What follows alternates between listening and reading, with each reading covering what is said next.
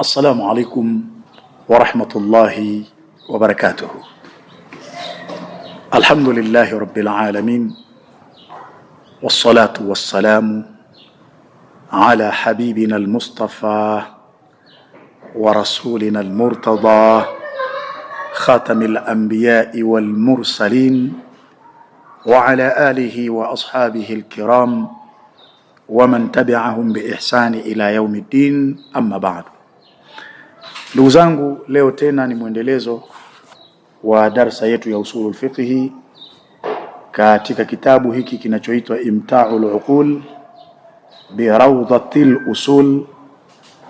Aljuz'ul awwal ni juzu ya kwanza, taalifu Abdul Qadir ibn Shaybat al-Hamdi. Huu ni utunzi wa mwanachuoni Abdul Qadir ibn Shaybat al-Hamdi, na mwanachuoni huyu ustadhu bi kulliyati sharia wal lughati al-arabiyyah bi Riyadh, ni mkufunzi katika kitivu cha sheria na kitivu cha lugha ya Kiarabu chuo kikuu kilichoko Riyadh nchini Saudia. Na leo tutaangalia aqsamuhu bi'itibari usulihi ilaina, vigawanyo vyake khabari kwa kuzingatia kufika kwake kwetu sisi.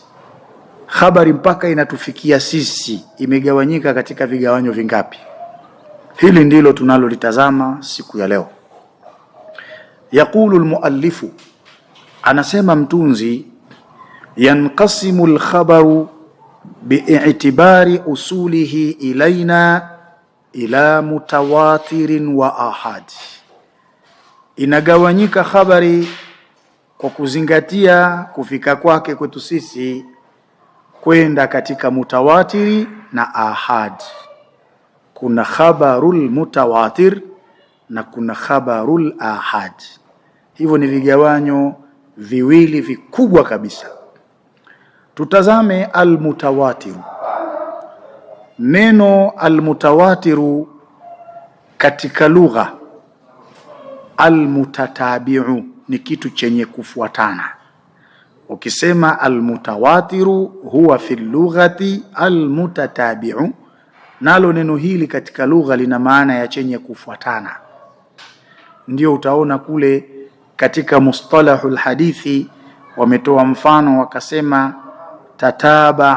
tawatara al-mataru, ai maana yake tatabaa nuzuluhu. Wametoa taarifu hiyo, yani wametoa matumizi hayo. Kwa hiyo almutawatiru katika lugha maana yake almutatabi'u, ni chenye kufuatana. Wa fil istilahi, na katika makubaliano ya wanawachuoni wa usulul fiqh juu ya hili neno almutawatiru, maana yake ma yarwihi jam'u, ni ile hadithi inayopokewa na kundi la watu wengi, tuhilu al'adatu tawatu'ahum au tawafuqahum ala al-kadhib, desturi iziwie wale mabwana kukubaliana kwao au kuwafikiana kwao juu ya kusema urongo. Pamoja na kwamba ni watu wengi, lakini desturi pia iziwie kukubaliana kwao au kuwafikiana kwao juu ya kusema urongo. Hii ndiyo almutawatiru. Tutazame shurutuhu, masharti yake. Hii khabarul mutawatir ina masharti yake. Sharti la kwanza, an yarwiyahu jam'u ghairu mahsur, ipokewe habari hiyo na kundi la watu wengi lisilodhibitika kwa idadi. Hilo ni sharti la kwanza. Na ukiantazama katika mustalahul hadithi wanakuambia kwenye kila tabaka waanzie watu 10 na kuendelea. Kwenye kila tabaka watu wa mustalah wamesema hivyo, na hiyo ni aqallul jam'i, ni uchache wa wingi huo. Lakini sharti la pili, an tuhila al'adatu tawatu'ahum au tawafuqahum ala al-kadhib, desturi iziwie kukubaliana kwao hao watu wengi au kuwafikiana kwao juu ya kusema uongo.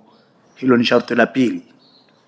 Sharti la tatu, ayakunu bihadhihi sifa wawe katika sifa hii, min awwali sanadi ila muntahahu, kuanzia mwanzo wa sanadi mpaka mwisho wake, wawe katika sifa hiyo. Kwanza liwe ni kundi kubwa ambalo idadi yake haidhibitiki. Desturi izuie kukubaliana kwao na kuwafikiana kwao juu ya kusema uongo. Hii sifa ianzie mwanzo wa sanadi mpaka mwisho wa sanadi. Hilo ni sharti la 3. Sharti la 4, an yakuna muntaha istinadihim alhissu, uwe ukomo wa mwegemezo wao wa hiyo habari ni hisia. Yani ile habari iegemezwe kwa njia ya hisia.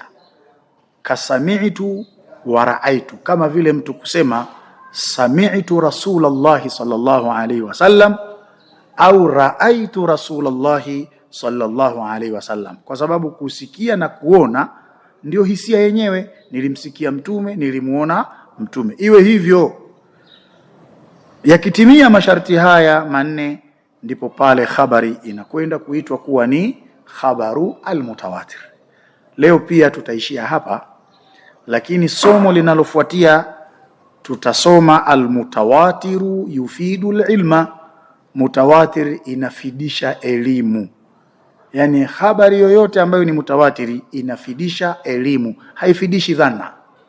Kikubwa zaidi, tumuombe Allah subhanahu wa ta'ala thawabu za darsa hizi azifikishe kwa mashekhe zetu, walimu zetu, kubwa kabisa wazazi waliotuzaa na kutulea. Mwenyezi Mungu ajaalie thawabu za darsa hizi ziwe juu yao, na kwa kuwa umetangulia mbele ya haki, tunamuomba Allah subhanahu wa ta'ala ayajaalie makaburi yao yawe ni rawdhatu min riyadhil janna, na sisi vile vile atupe husnul khatim na atunufaishe kwa darsa hizi. Kubwa zaidi, kwa wale wanaotaka kuungwa katika grupu zetu Masjid Zainab Nyashishi, wanaweza kuniandikia message kupitia namba iliyoko hapo, na mimi nitakuunga kwenye grupu. Faida ya kuungwa kwenye grupu ni kwamba tutakapokuwa tunarusha linki za darasa hizi, itakuwa ni rahisi kuipata linki hiyo na kuingia moja kwa moja YouTube na kuweza kupata faida. Lakini Masjid Zainab ina kituo ambacho tutaanzisha, kituo cha ilmu, Allah subhanahu wa ta'ala akitujalia hivi karibuni, na kwa hatua za mwanzo tutahitaji wanafunzi kama 20 ambao watakuwa wanakula hapo hapo, wanalala pale pale na wanapata ilmu hapo hapo. Lakini kwa sharti moja tu, mwanafunzi anayetakiwa kujiunga hapo awe ana uwezo wa kusoma Qur'ani kwa majaka. Hata kama anasoma kwa kukosea, hajui ahkam, lakini ana uwezo wa kuziona herufi na kusoma, basi tunaweza tukamsajili akaishi pale na akala pale, akalala pale na akapata ilmu pale. Kwa mara tu tutakapokamilisha hatua hizo tutakujulisheni. Wallahu wali tawfiki. Wassalamu alaikum wa rahmatullahi wa barakatuh.